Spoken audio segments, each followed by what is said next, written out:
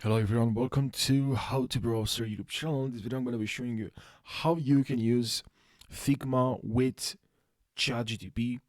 This combination is great because of the benefits of ChatGPT that can really increase the productivity inside Figma.com, Figma software or Figma application, and it's pretty awesome. Okay, and I'm gonna show you how you can use it, so please watch it till the very end and don't forget to subscribe if this video helped you.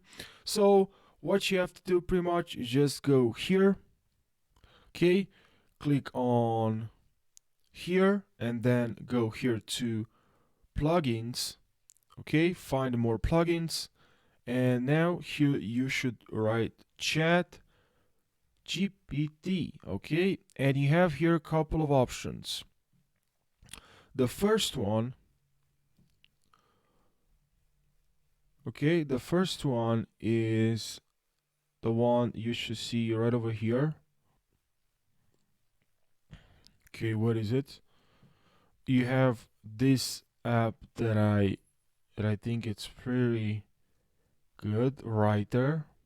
Okay, it's kind of like a ChatGPT, but can really help you with writing, and also Craft AI Resume Portfolio Writer.